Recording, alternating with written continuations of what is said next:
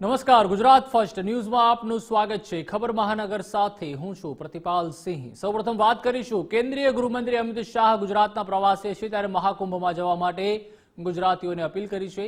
મહાકુંભ ઘણા લોકોના નસીબમાં નથી આવતો, ઘણાના અનેક જન્મો સુધી કુંભ નથી આવતો તેવું અમિત શાહે જણાવ્યું। તમારા નસીબમાં છે તો જરૂર જવું જોઈએ। ગુજરાતીઓને હું કુંભમાં જવા અપીલ કરું છું। યુવાનો અને કિશોરોને પણ કુંભમાં ખાસ લઈ જવા તેવું અમિત શાહે જણાવ્યું।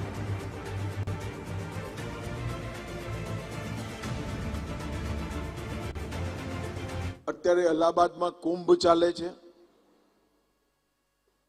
આ કુંભ વિશિષ્ટ પ્રકારનો છે, મહાકુંભ છે।